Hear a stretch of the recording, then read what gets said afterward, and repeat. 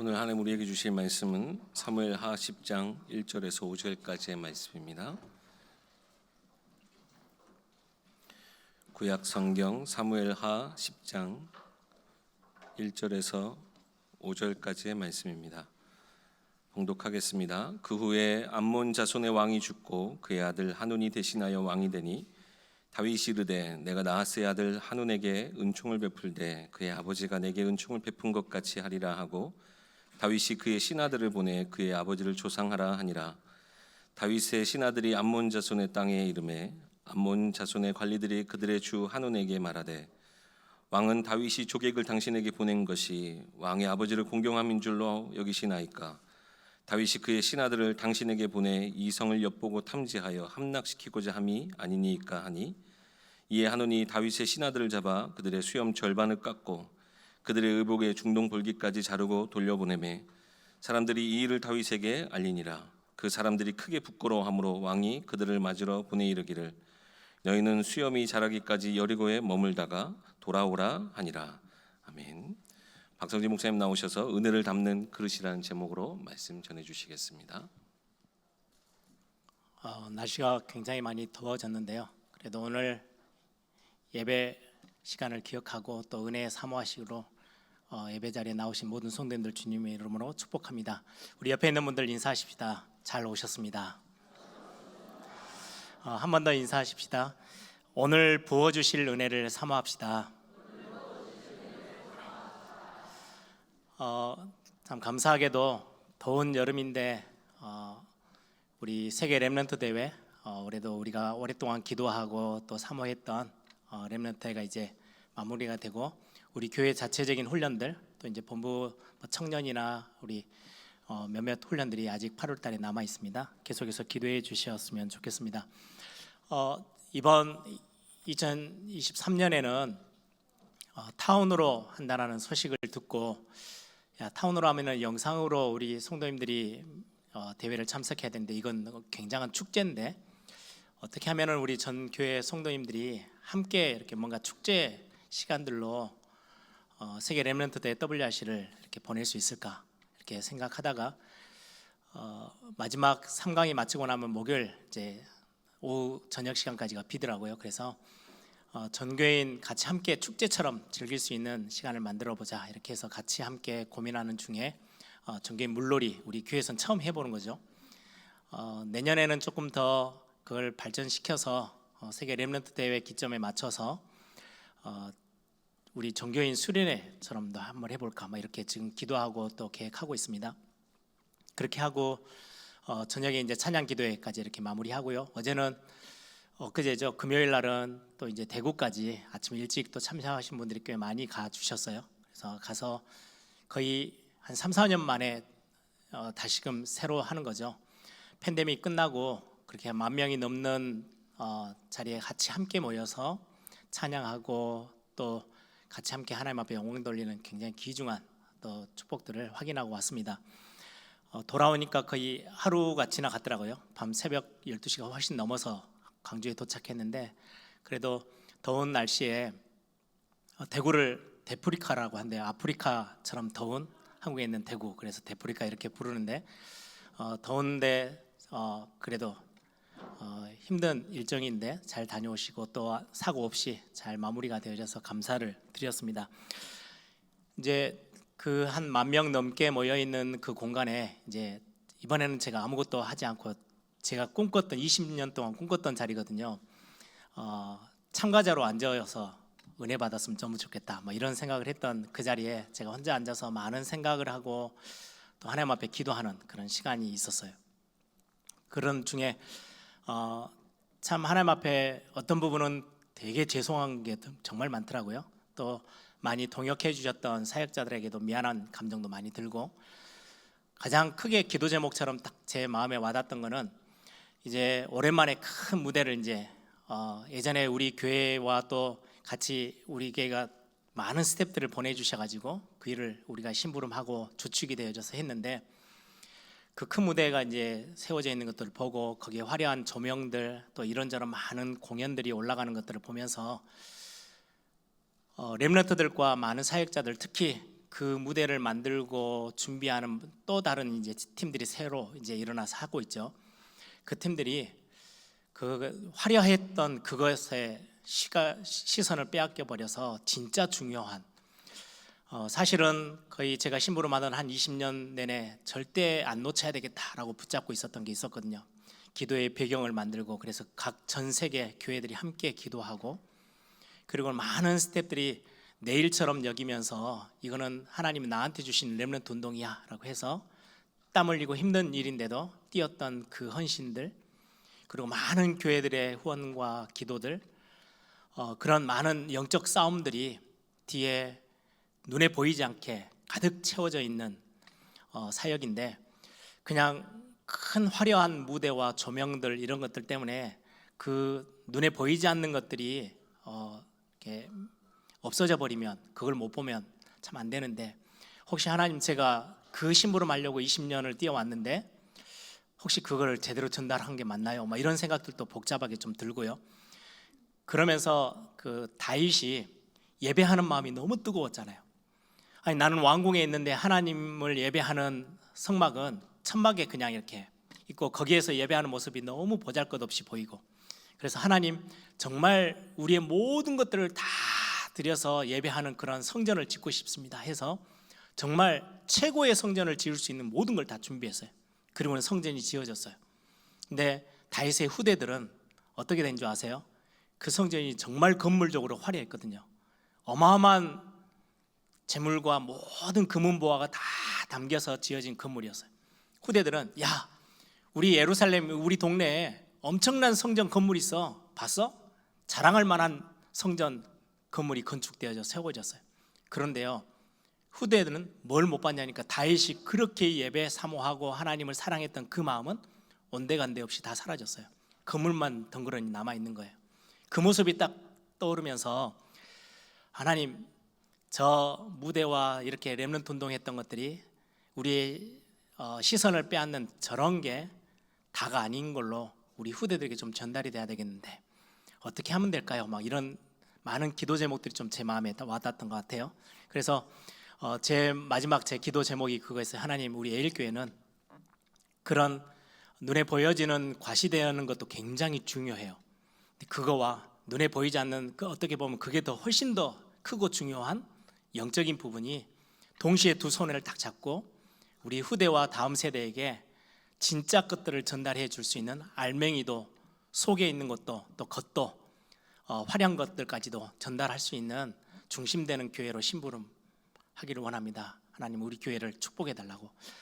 그리고 우리 교회에서도 일어나는 많은 사역들 있잖아요. 교회 안에서 여름 성경학교로부터 시작해서 그게 행사와 프로그램이 아닌 그 뒤에 뒷받침되어지는 우리 성도님들의 기도와 헌신들이 우리 렘넌트들이 그게 보여지는 그리고 그거를 정확하게 전달하는 교회로 남아서 많은 교회와 많은 다음 세대 렘넌트들이 사역은 저렇게 하는 거구나.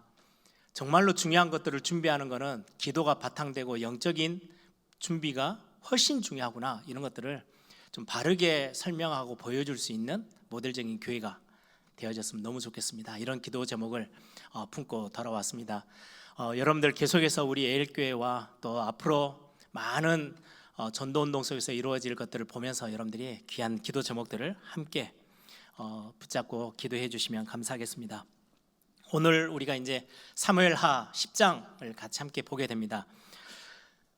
설교자로서 한 성경을 하나를 택하고 정하고 이제 한 장 한 장 이렇게 설교를 성도님들과 같이 말씀을 메시지를 나누는 게 굉장히 유익한 게 많아요.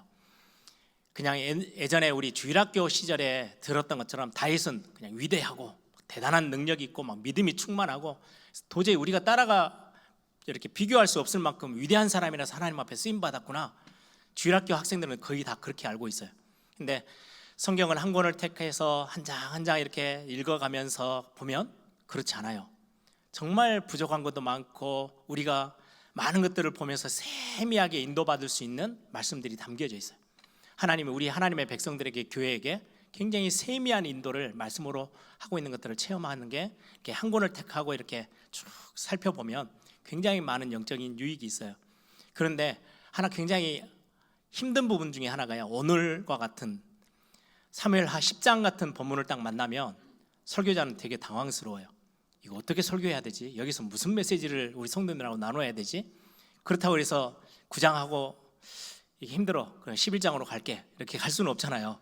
근데 실제로 많은 설교하시는 분들이 쭉 사무엘 상하를 가다가 10장을 건너뛰는 목사님들이 굉장히 많아요. 그 말은 이미 8장에서 전쟁에 대한 얘기가 나왔어요. 그럼 거기에 대해서 이제 메시지로 뭐 영적인 싸움을 쌓아야 되고 많은 이야기들을 성도님들과 같이 했잖아요. 근데 또다시 한두 주 뒤에 똑같은 메시지로 똑같은 이야기를 하기가 힘들어요. 왜냐니까 8장은 전체 전쟁에 대한 그림을 그려놨다면 이제 10장에 와서는요, 그 중에 한 족속을 딱 택해서 거기에서 벌어진 전쟁 이야기를 그냥 이렇게 전쟁 이야기만 쭉 담아놨어요. 그러니까 야, 여기에서 우리 성도님들하고 이번 한 주 착 붙잡고 언약처럼 붙잡고 가야 될 메시지를 찾아서 함께 나눠야 되는데 어떻게 해야 되지? 그러다가 제가 월요일 날인가요? 제 와이프한테 좀 속에 있는 고민을, 야, 여기서 어떤 메시지를 해야 될지 아직도 기도하고 좀 고민하고 있어. 그랬더니 그냥 멀끄러미 쳐다만 보더라고요. 어쩔 수 없이 제가 해야 되는 사역이니까. 그러다가 그래도 하나님이 은혜 주셔서 이 메시지를 이렇게 우리 성도님들하고 나눠야 되겠다라고 은혜 주셔가지고 붙잡고 오늘 하나님 앞에 섰습니다. 중요한 우리 사무엘하 10장 오늘 본문을 보면 한 세 부분으로 이야기가 이렇게 정리가 되어져요. 1절부터 5절, 그리고 6절부터 15절, 14절, 그리고 15절에서 19절 이렇게 나눠지는데 오늘 그 이 본문의 내용은 암몬이라는 족속, 여러분들 아시죠? 모압과 암몬, 그 요단강 동쪽에 있는 이스라엘 백성들과 함께 같이 이렇게 살아가는 족속이에요. 암몬, 모압, 형제 나라예요. 그래 바로 요단강을 건너면 이제 가나안 땅을 차지하기 위해서 출애굽에서 올 때는 먼저 그들을 만나게 되죠. 그리고는 이제 요단강 건너서 여리고를 정복하고 가나안을 정복했던 이스라엘 백성들의 모습이에요. 이 암몬과의 전쟁이 오늘 본문의 1절부터 5절에 기록되어져 있어요.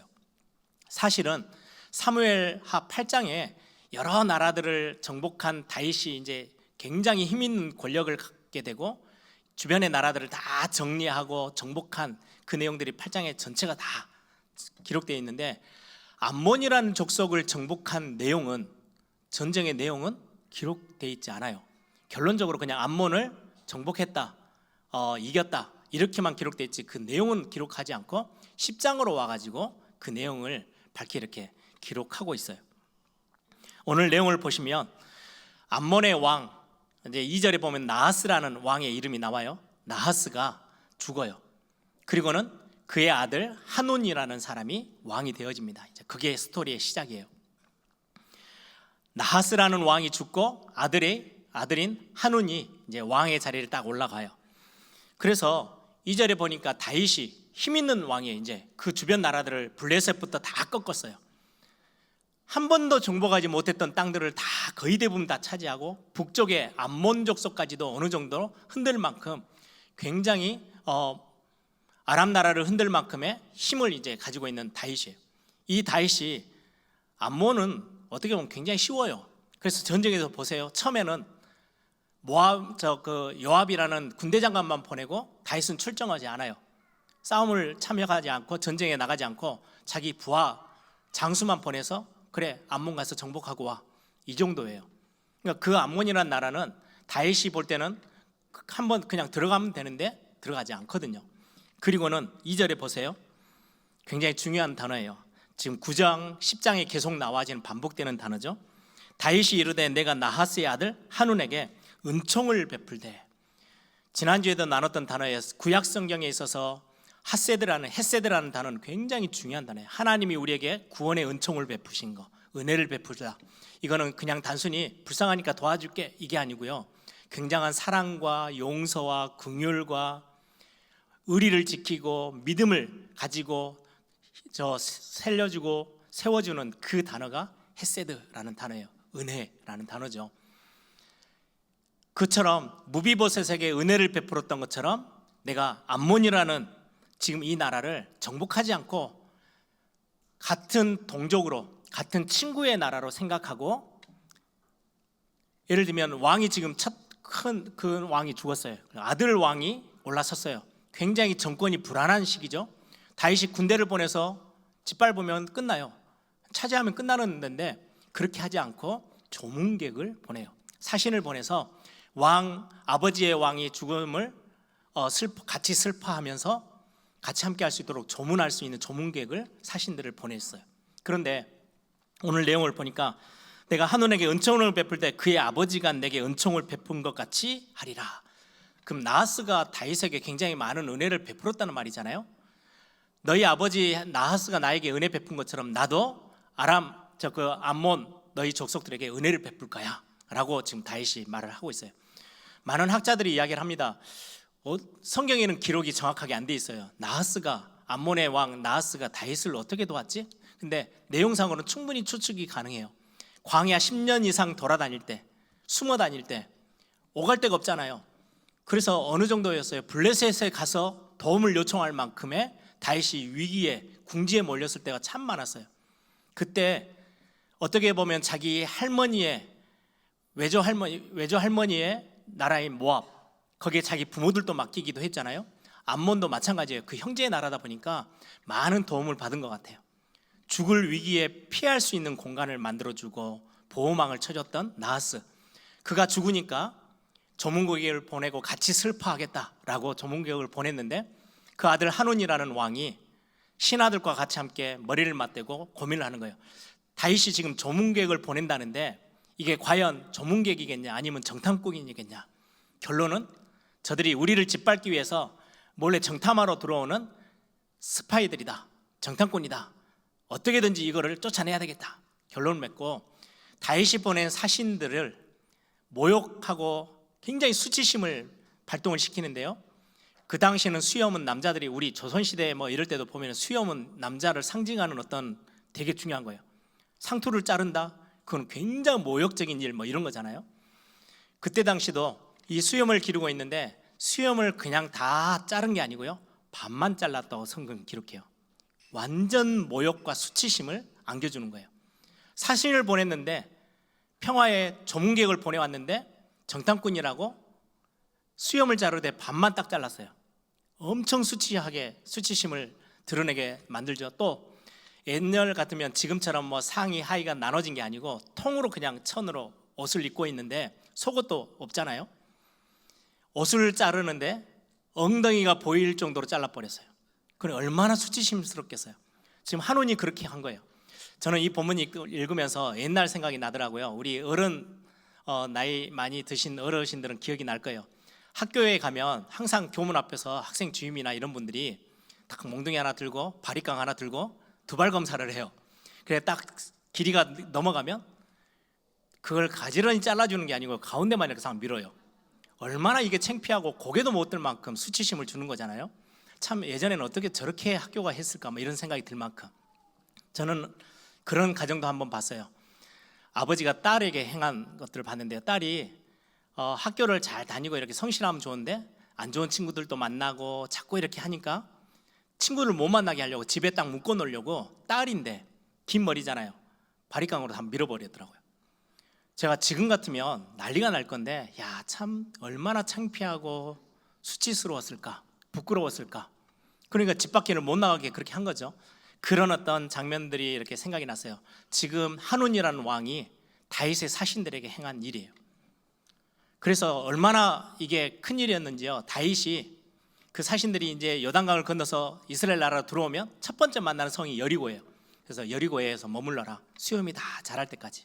왜? 너희들의 마을에 가면은 엄청 수치스럽고 창피하고 부끄러운 일이기 때문에 거기에서 모든 먹을 것부터 다 대줄 테니까 수염이 다 자라서 정상이 되어졌을 때 집으로 돌아가.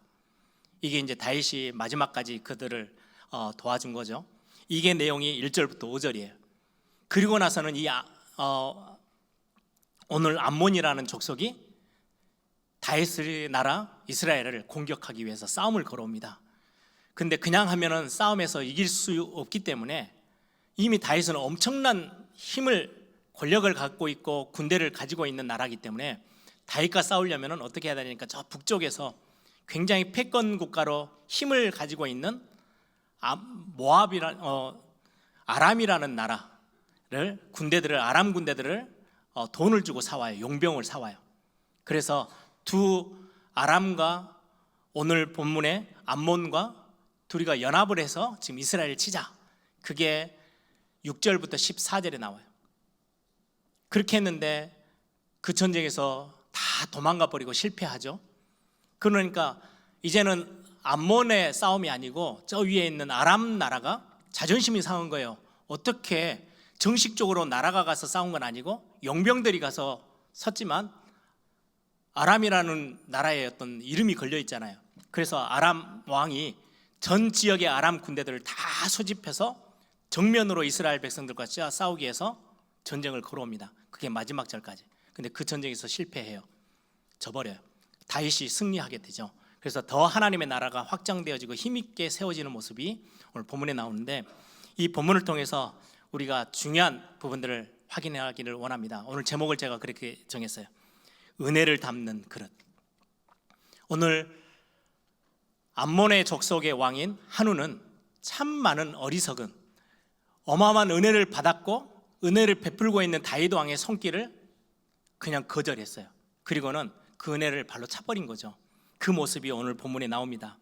사실 암몬 하면은요, 진짜 은혜와 가까운 민족이에요. 은혜라는 단어와 정말 가깝게 있는 민족이 암몬이라는 민족이거든요. 여러분들, 암몬의 시작이 어딘지 지난번에도 말씀드렸죠. 아브람과 조카 롯, 이제 같은 가족이어서 같이 함께 가나안 땅까지 같이 들어왔어요. 그리고는 그 언약의 땅에서 하나님의 은혜로 많은 것들을 부를 축적하고 있는 중에 종들끼리 싸우는 거예요. 같은 풀밭에서 서로 더 잘 좋은 거 먹일 거라고. 그때서야 아브라함이 이제는 내가 조카 롯을 떠나 보내야 되겠다. 그래서 조카 롯을 불러서 너가 먼저 택해라. 동을 택하면 나는 서를 갈 거고, 네가 오른쪽으로 하면 나는 왼쪽으로 갈 거야. 이렇게 이야기를 서로 하면서 조카 롯을 보내요. 조카 롯이 온 사방을 다 둘러보니까 가장 먹고 살기 좋은 아주 아름다운 땅으로 보여지는 게 소돔과 고모라였어요. 그래서 그리로 이주해 가요. 아브라함이 그를 떠나 보내고 황량한 곳에서 아브라함은 기도하고 제단을 쌓잖아요. 이제 롯은 소돔과 고모라 가서 삽니다. 죄악의 도시인데 알면서도 가요. 그래서 거기에서 많은 부분이 오염되어지기도 하고 많은 부분들을, 영적인 부분들을 놓쳐요.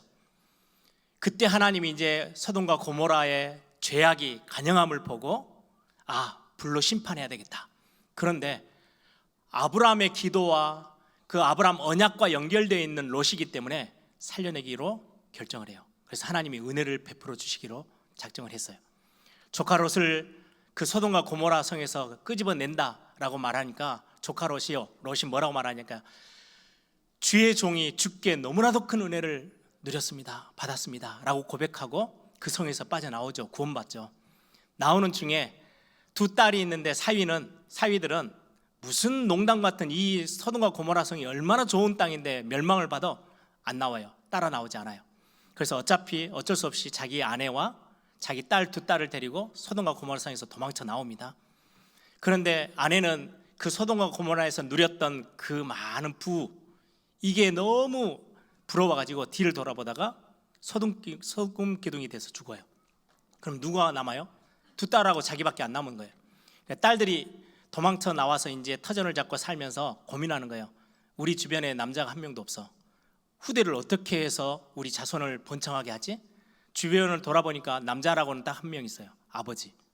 그래, 아버지에게 술을 먹이고 비몽사몽간에 있는 의식이 없는 아버지에게 들어가서요, 두 딸이 아들들을 낳아요. 그 아들들의 이름이 모압과 암몬이에요. 죄의 씨의 열매죠. 씨앗의 열매예요. 그게 모압이고 그게 암몬이에요. 조카 롯도 소돔과 고모라를 선택해서 갔지만 하나님이 은혜를 베푸셨어요. 그리고는 모압과 암몬이라는 어마어마한 죄악의 열매를 맺었지만 하나님이 이 족속들에게도 아브라함의 언약과 연결됐다라는 그 이유 하나 때문에 은혜를 베풀기로 작정을 해요. 제가 본문 하나를 읽어드릴게요. 이제 이스라엘 백성들이 출애굽에서 나올 때 가나안 땅을 향해서 가는데 가장 먼저 요단강을 건너기 전에 맞닥뜨려지는 족속들이 모압, 암몬이거든요. 그때 그 모압, 암몬을 향해서 하나님이 명령하시는 게 있어요. 신명기 2장 9절하고 19절인데요. 제가 9절, 19절 읽어드릴게요. 여호와께서 내게 이르시되 모압을 괴롭히지 말라. 그와 싸우지도 말라. 그 땅을 내가 이스라엘 백성 너에게 기업으로 주지 아니하리니 이는 내가 롯 자손에게 아르를 기업으로 주었음이니라. 그 땅은 내가 롯 자손들 모압 족속들에게 준 땅이니까 건드리지 마, 싸움도 걸지 마.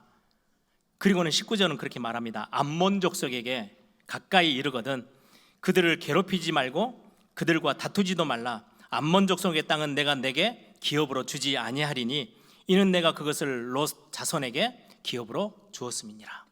그 땅은 롯 자손들에게, 두 아들에게 굉장히 어떻게 보면은 불륜 속에서 태어난 자식들이고 그의 민족들이에요. 그런데 하나님이 은혜를 베풀기로 결정했어요.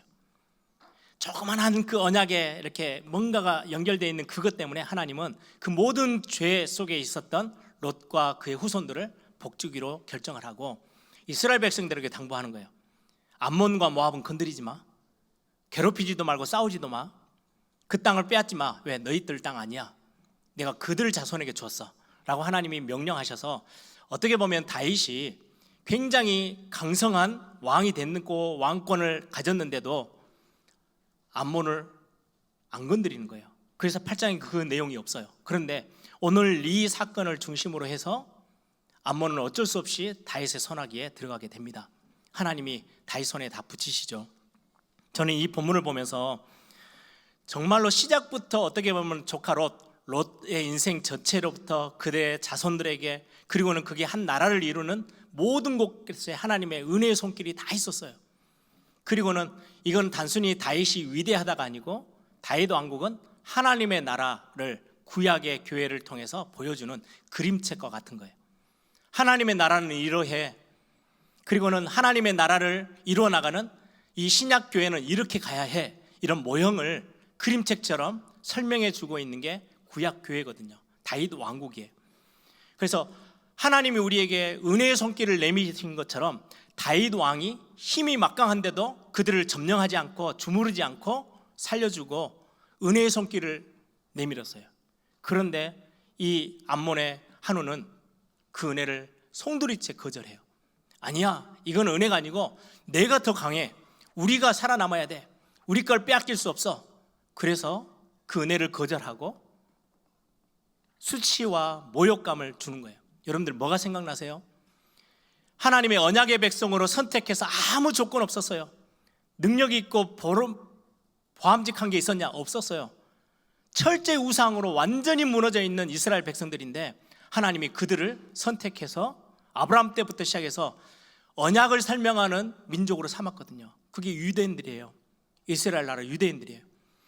그 유대 땅에 예수 그리스도께서 하나님이 약속하신 언약의 핵심 되는 그리스도를 보내왔더니 십자가 앞에다 세워놓고 뺨 때리고 침 뱉고 채찍질하고 욕하고 가장 모욕인 사형 틀에서 가장 모욕적인 사형이 십자가 틀이라는데 그 십자가에 매달려서 예수님을 죽였어요. 딱 그 모습과 똑같아요. 하나님이 어마어마한 은혜를 베풀어 주셨는데 유대인들은요, 정작 자기들이 은혜 속에 있음을 전혀 모르고 은혜에 담는 그릇을 전혀 만들지 않았어요. 그냥 다 내팽개쳐 버렸어요. 딱 지금의 한운처럼. 암몬은 하나님 앞에 처음부터 은혜 속에 있었는데 이 은혜를 전혀 기억도 못하고 알지도 못했던 민족이 돼서 결국은 멸망을 받게 됩니다. 저는 이게 성경에요, 참 귀하게 9장과 10장을 딱 동시에 딱 해서 무비보셋이 누렸던 은혜, 그리고는 똑같은 은혜를 베풀기를 손을 내밀었는데 그 은혜를 거절했던 한운, 이 두 개가 딱 비교가 돼요. 무비보셋이 뭐라고 고백해요? 다윗이 사울의 후손들 중에 남아있는 사람이 있느냐, 내가 은총을 베풀겠다, 헷세드를 베풀겠다, 하나님의 나라가 정말로 아무것도 없이 다리도 불구가 되어 있고 정말 다 모든 걸 다 잃어버리고 숨어 지내고 있는 무비보셋을 찾아내서 은혜를 베풀어요. 그때 무비보셋이 하는 고백이에요. 죽은 개 같은 나를 어떻게 이렇게 은혜를 베풀면서 나를 돌아봐 주십니까? 너무 감사합니다. 그래서 그 은혜를 꽉 붙잡아요. 평생을 그 은혜를 붙잡고 살아남아요. 그런데 이 한우는 은혜의 손길을 내밀었는데 무비보셋과는 정반대의 모습을, 은혜는 난 필요 없어, 은혜를 받아왔던 큰 은혜 속에 있었던 민족인데도 불구하고 안 그랬으면요 처음부터 소돔과 고모라에서부터 죽을 수밖에 없었어요. 재앙받아서 불재앙으로요 다 죽었어야 돼요. 하나님이 은혜 주셔서 살려내고 그 어마어마한 윤리 도덕적으로도 모든 부분이 하나님 앞에 내세울 만한 것이 없을 만큼 죄악된 씨앗으로 열매를 맺어 있는 이 암몬과 모압인데요, 하나님이 그들에게 모든 살 것들을 다 제공했잖아요. 그런데도 그 은혜를 기억 못해요. 다 그냥 쏟아버렸어요. 결국 하나님의 나라 다윗 왕을 상징하는 하나님이 구원의 손길을, 은혜의 손길을 내밀었는데 그것까지도 밀어내버리고, 아니야 우리가 스스로 설 수 있어. 어디에서 나온 이야기예요? 창세기 3장에서요. 아담과 하와가 하나님의 에덴 동산과 함께 어마어마한 은혜를 받았잖아요.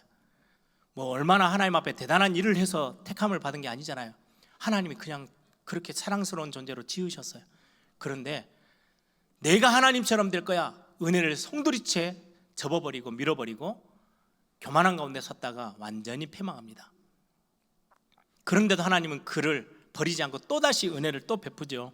여러분들 사사시대를 보세요. 삼손처럼 머리 다 뽑히고 하나님 정말 우리 완전히 멸망당할 것 같으니까 하나님 은혜 주세요. 그러면 또 하나님이 또 부으셨어요. 얼마나 하나님 앞에서 죄악과 하나님의 말씀에 불순종하며 살았던 이스라엘 백성들, 사사시대는 300년이 넘도록 자기 소견이 옳은 대로 행했던, 말씀과는 상관없이, 언약과는 상관없이 살던 시대에도 하나님 끝까지 붙잡고 계셨거든요. 근데 그 은혜를 항상 발로 찼어요. 다 뿌리쳤어요. 거절했어요. 그래서 사사시대는 진짜로 어둠의 시대가 돼버렸어요. 사울왕을 보세요. 사울왕은 처음에는 은혜를 알고요, 너무 부끄러워서 내가 어떻게 이런 은혜를 받을 수 있어? 나 같은 사람이? 그랬던 사울인데 왕이 돼보니까 달라지거든요. 누릴 게 너무 많아졌어요. 나중에는 하나님의 말씀은 기전에도 없어요. 자기가 다 해요. 딱 창세기 3장의 문제 그대로 내가 왕이고 내가 할 수 있는 건 내가 다 하고 내가 필요한 건 내가 갖고 오고 하나님이 하지 말란 거 상관없어. 내가 하고 싶은 건 내가 할 거야. 결국은 완전히 하나님 앞에서 버림을 받게 되죠. 은혜를 모르고 은혜를 놓쳐버렸던 지금 암몬의 모습입니다. 저는 두렵고 떨림으로 이 말씀을요 제 마음에 담았어요. 내가 이 자리에는, 이런 사람의 자리에는 서지 않아야 되겠다. 하나님이 저에게 주셨던 은혜가 너무너무 큰데, 어느 날 저는 본부에서 일을 하면서도 또 교회 담임 목사, 제가 나이가 젊은 나이에 담임이 돼서 이렇게 한 10몇 년을 지내오는 동안에도 가끔 야 내가 이거 했나? 그러다가도요 그 순간에 무릎 꿇어요. 왜요? 하는과 같은 이 어마어마한 하나님 앞에서의 죄악들을 범하지 않기 위해서. 진짜로 무비보셋처럼 죽은 개 같은 나를 하나님이 나를 은혜를 베푸셔서 구원해 주시고 하나님의 자녀 삼으셨는데, 아무 조건이 없어요. 영접하는 자, 곧 그 이름을 믿는 자에게 하나님의 자녀가 되는 권세를, 은혜로 베푸신 그 은혜의 축복들, 십자가의 그 은혜는 우리가 어떻게 돈 주고 살 수도 없고 우리 행실로 산 게 아닌데, 나는 자꾸 구원받고 나서 내게 오는 응답이 내가 한 것처럼, 내가 해내는 것처럼, 하나님 이런 은혜를 담아내지 못하는 그릇이 되지 않도록 정말로 다시 한번 또 깨우고 또 깨우고 해요. 이런 말씀이 저에게는 얼마나 큰 메시지가 되는지요. 저는 우리 예일교회를 바라보면서도 이 메시지 준비하고 정리하면서요 기도했어요. 하나님, 어느 날 하나님이 이 교회에 40년이 지나가는 동안에 어마어마한 축복으로 은혜를 베푸셨는데, 어느 순간에 야 우리가 했어, 우리 교회는 대단해, 그 순간에 우리는 하늘과 같은 은혜를 발로 차버리게 되는 그런 실수를 하게 되는 거예요. 저는 그래서 매번 모일 때마다, 예배할 때마다 이 교회를 생각하면 하나님의 은혜, 하나님의 은혜 고백합니다. 여러분, 우리 렘넌트들이 마음밭이, 여러분들 마태복음 13장에 마음밭의 비유가 있죠. 길가밭, 돌짝밭, 가시떨기밭. 하나님이 은혜의 씨앗을, 복음의 씨앗을, 말씀의 씨앗을 은혜로 붓고 계시는데 딱딱하게 굳어 있어요. 은혜를 담을 만한 그릇이 전혀 준비되어 있지 않은 우리 후대가 그렇게 되면 안 되는데, 그래서 우리가 깨어 기도하는 거예요. 우리 부모들이, 선생님들이, 우리 교회가 전체가 깨어서 하나님, 이 여름에 어마어마한 하나님의 은혜를 준비하고 부으시는 그 많은 시간표, 많은 사역 속에 우리의 후대와 우리의 자녀들이, 우리의 렘넌트들이 마음밭이 준비되게 해주십시오. 은혜를 담을 만한 그릇으로 준비되면 은혜가 쌓이면, 은혜가 담기면 우리 인생은 송두리째 바뀌게 되는데, 하나님 무비보셋처럼 은혜 받을 수 없는 우리의 인생 앞에 하나님은 은혜를 베푸시겠다고 약속하셔서 그 은혜를 담기만 하면 되는데, 사모만 하면 되는데, 우리의 후대들이 이 은혜를 놓치지 않게 해주십시오. 저는 이 말씀 정리하면서요, 이 기도가 더 간절해지더라고요. 한 사람을 더 한번 확인할게요. 오늘 본문에 보시면, 읽지는 않았는데요, 12절에 보시면 요압이라는 사람이 나와요. 이제 전쟁에 보내요. 다윗은 자기는 출전하지 않고 암몬 저것들 버릇 없으니까 이제는 가서 전쟁에서 꺾고 와. 그래서 군대를 일으켜서 자기 동생 아비새와 함께 3대 장군이거든요. 다윗 왕국에 두 번째 동생은 죽었죠. 아사엘은 아브넬 그 사울의 군대 장관에게 찔러서 죽임을 당해요. 그거에 대한 어떤 복수심도 남아 있는데, 이제 그 싸움에 딱 갔어요. 갔는데 이제는 암몬 족속과 암몬으로 끝나는 게 아니고 저 위에 있는 아람 나라까지 같이 함께 와서 이제 큰 연합군을 이루고 공격해 들어와요. 오늘 11절을 한번 보세요. 요압이라는 저 장군은요, 엄청나게 싸움을 잘하는 사람인데 엄청 두려움과 위기를 경험해요. 그래서 11절에 그렇게 이야기합니다. 이르되, 만일 자기 동생에게 하는 이야기예요. 아비새에게, 만일 아람 사람이 나보다 강하면 네가 나에게 빨리 와서 도와줘.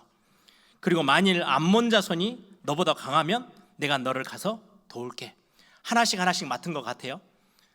아람 나라는 더 싸움을 잘하는 요압이 맡고, 암몬은 동생인 아비새가 맡았어요.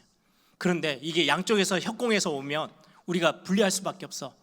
그러면서 하는 말이 12절이에요. 너는 담대하라. 우리가 우리 백성과 우리 하나님의 성읍들을 위하여 담대히 하자. 여호와께서 선히 여기시는 대로 행하기를 원하노라. 이 고백을 해요. 하나님이 우리에게 은혜 주시면, 우리를 도우신다면 우리는 이 위험 가운데서 승리하고 우리는 하나님이 원하시는 그 축복을 확인하게 될 거야. 이게 요압의 고백이에요. 근데 사실은요, 요압은 그렇게 훌륭한 사람이 아니에요. 자, 질문 하나 해볼게요. 하나님은 어떤 사람을 쓰시나요? 훌륭한 사람이요? 선한 사람? 행실이 바른 사람? 경건하고 아주 이렇게 선행을 많이 한 사람이요? 아니에요. 하나님 앞에 의인은 한 명도 없어요. 모든 사람이 죄를 범하였음에 하나님의 영광에 이르지 못해요. 요압은 삶이 어떻게 보면 자기 동생 아사엘을 죽였다는 이유로요, 사울의 군대 장관 아브넬을 속여가지고 성 안으로 불러요. 내가 개인적으로 할 말이 있어. 친하니까 다 불러서 배를 찔러서 죽여버렸어요. 하나님이 그걸 되게 기뻐하지 않으셨거든요. 그렇게 잘못도 많고 실수하고 하나님 앞에서 죄인된 요압이지만 하나님의 은혜를 사모할 때 하나님은 곧장 응답을 하셔서 은혜를 베푸시고 싸움에서 승리하게 하셨어요. 그게 하나님 나라의 속성이에요. 그게 교회가 가지고 있는 색깔이에요. 교회는 훌륭한 사람이 교회를 세워가는 게 아니에요. 아주 능력 있는 사람이 교회를 세우는 게 아니고요, 행실이 바른 사람들을 하나님이 끌어모아서 교회를 세우도록 하시는 게 교회 색깔이 아니에요. 요압처럼. 그럼 다윗은 훌륭합니까? 아니요. 요압보다 훨씬 더 치욕스러운 죄를 지었던 사람이 다윗인데요. 다음 장에 나와요. 밧세바를 취했던 사건. 그렇게 연약하고 죄인들인데도 불구하고 하나님의 은혜를 구했던 사람들을 하나님은 모아서 하나님 나라를 세워가세요. 은혜를 사모하는, 부족하고 실수 많고 연약하지만 하나님의 은혜를 사모하는 사람들을 하나님은 모아서 교회를 세워가세요. 그러면 우리 에일교회는 누가 모여야 해요? 하나님의 은혜를 사모하는 사람들이 모여야 교회가 진정한 교회로 세워지는 거예요. 오늘 요압은 성품도 별로 안 좋고 질도 안 좋아요. 인격도 그렇게 크지 않아요. 막 속여가지고 사람을 이렇게, 그리고는 다윗 왕과 이렇게 관계 속에서 보면 굉장히 정치적인 야욕도 있어요. 그럼에도 불구하고 하나님 나라에서의 굉장히 중요한 색깔이에요. 위기를 만났을 때, 문제를 만났을 때 하나님 앞에 은혜를 구하는 거예요. 하나님, 우리 힘으로는 할 수 없어요. 내 힘으로는 안 돼요. 하나님이 우리에게 선함을 베푸시고 은혜를 주셔야만 우리가 여기서 응답을 받을 수 있어요. 우리에게 은혜를 주세요. 요압이 그렇게 고백하는데요, 하나님이 그 고백을 들으시고요, 바로 응답하세요. 이게 하나님 나라예요. 지금 구약교회를 통해서 우리에게 보여주시는 거예요. 하나님은 어마어마한 은혜를 베푸셨는데도 그거를 다 깡통 발로 차버리듯이 전부 다 내팽개쳤던 한운이라는 사람은요, 결국은 은혜에서 벗어나서 멸망을, 어마어마한 재앙을 받게 되는데요. 요압, 다윗은 바세바 사건 이후로 하나님이 죄를 지적할 때요, 바로 회개해요. 하나님, 내가 하나님 앞에 죄를 지었습니다. 용서해 주세요. 그리고 나에게는 그래서 하나님의 은혜가 필요해요. 단 한순간에 하나님은 그 죄를 용서해 주시고 응답으로 또 붙기 시작해요. 그게 하나님 나라예요. 그게 교회가 갖고 있는 특징이에요. 교회는 능력 있고 힘 있고 뭔가 삶이 아주 바른, 아니요, 하나님 앞에 의인은 한 명도 없어요. 부족하기에 그지없는데 하나님의 은혜를 또 구하고 또 구하는 사람들을 하나님은 교회로 부르셔서 교회를, 멋진 교회를 세워나가시는 거예요. 그게 하나님 나라고, 그게 교회의 모습이에요. 말씀을 정리합니다. 우리는 은혜로 복음을 받았어요. 잊지 않았으면 좋겠어요. 우리 애일교회만큼은 이 복음의 은혜, 그리스도의 십자가의 사랑, 이게 우리에게 한없이 풍성하게 우리의 마음에 그릇에 담겨 있는 교회. 그리고 또한 기도해요. 예배할 때마다 은혜를 사모하며 나오는 성도들 때문에 이 교회가 더 멋지게 힘있게 세계복음을 감당할 수 있는 교회로 세워지는 것. 저와 여러분의 삶이 기준이 아니에요. 은혜가 기준이에요. 오늘도 하나님은 우리에게 은혜를 베푸시기를 원하셔서 우리를 부르셨어요. 그래서 같이 함께 인사할 때 그랬잖아요. 오늘 부어주실 그 은혜를 사모하자고. 은혜를 구하는 하나님의 사람들이 이 교회에 있다면 하나님은 이 교회를 쓰시는 거예요. 든든히 세워가실 거예요. 하나 더 기도하는 게 있어요. 하나님, 우리의 후대들도, 우리의 자녀들도 하나님의 은혜가 얼마나 귀한지를 알고, 나를 드러내는 게 아니고 나를 자랑하고 나를 바라보고 내가 이게 아닌 진짜 하나님의 은혜 앞에 무릎 꿇을 수 있는 우리의 자녀들.